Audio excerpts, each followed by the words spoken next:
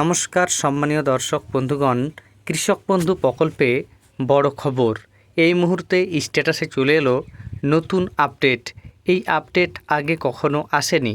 এই আপডেট কেন এসেছে, এই আপডেট আসার পর কি সুবিধা হবে বা কি অসুবিধা হবে সেই সংক্রান্ত তথ্য আপনাদের সামনে তুলে ধরব।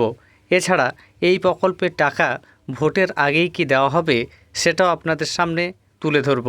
এর আগে অনুরোধ, চ্যানেলে নতুন হয়ে থাকলে ছোট্ট চ্যানেলটি সাবস্ক্রাইব করে নোটিফিকেশান অল করে রাখতে ভুলবেন না।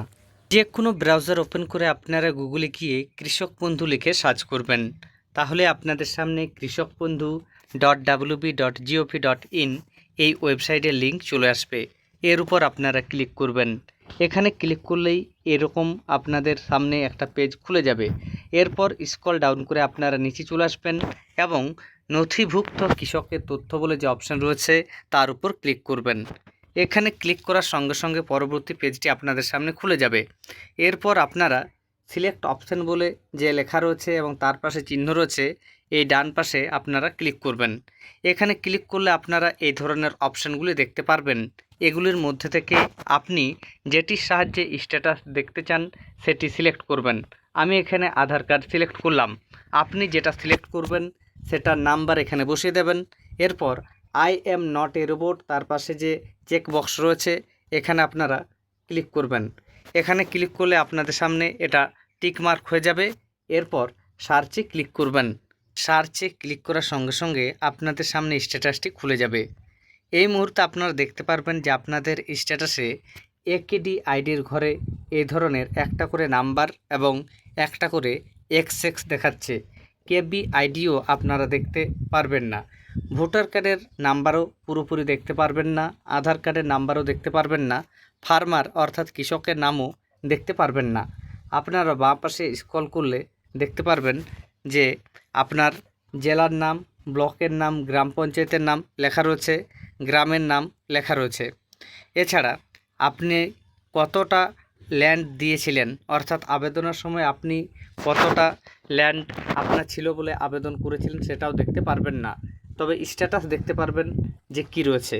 যদি অ্যাপ্রুভ থাকে তাহলে বুঝবেন আপনার সমস্ত তথ্য ঠিক রয়েছে এবং ট্রানজ্যাকশান স্ট্যাটাসের ঘরটি এই মুহূর্তে ফাঁকা রয়েছে। সেই সংক্রান্ত আপডেট ইতিমধ্যে আমি আপনাদের সামনে একটা ভিডিওতে তুলে ধরেছিলাম।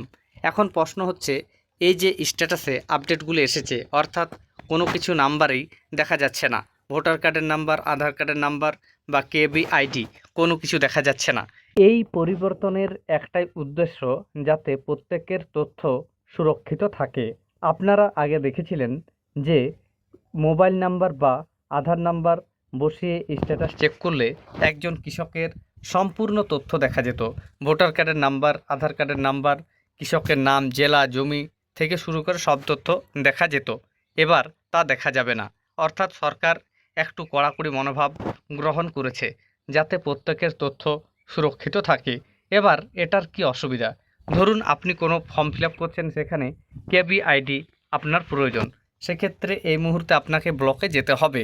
তবে পরবর্তী সময়ে এই যে স্ট্যাটাস এখন যেটা হাইড রয়েছে সেটা পরিবর্তন যদি হয় সেটাও আপনাদের সামনে তুলে ধরব। এবার আপনাদের সকলের প্রশ্ন, এই প্রকল্পের টাকা কখন দেওয়া হবে? দেখুন, সে ব্যাপারে সরকারের তরফ থেকে কোনো কিছু জানানো হয়নি। তবে আপনাদের জানিয়ে রাখি, এই মুহূর্তে নির্বাচনী আচরণবিধি লাগু রয়েছে, তাই সরকারের তরফ থেকে নতুন করে টাকা ছাড়ার কথা ঘোষণা করা এই মুহূর্তে যাবে না। তবে আপনাদের আমি আগেই যেমনটা বলেছিলাম যে কৃষক বন্ধু প্রকল্প একটা পুরাতন প্রকল্প, তাই সরকার যদি চায় টাকা দিতে সেক্ষেত্রে ভোটের আগে টাকা দিতে পারবে এবং সরকার চাইলে কোনো রকম ঘোষণা ছাড়াই কৃষকদের অ্যাকাউন্টে সরাসরি টাকা পাঠিয়ে দিতে পারে। তবে তার সম্ভাবনা কম এবং এই মুহূর্তে যা মনে হচ্ছে সেই ধারণা থেকে আপনাদের জানাতে পারি যে হয়তো ভোটের পরবর্তীকালেই এই প্রকল্পের টাকা দেওয়া হবে এবং সে ব্যাপারে কোনো রকমের আপডেট এলে আপনাদের সামনে তুলে ধরব। ধন্যবাদ।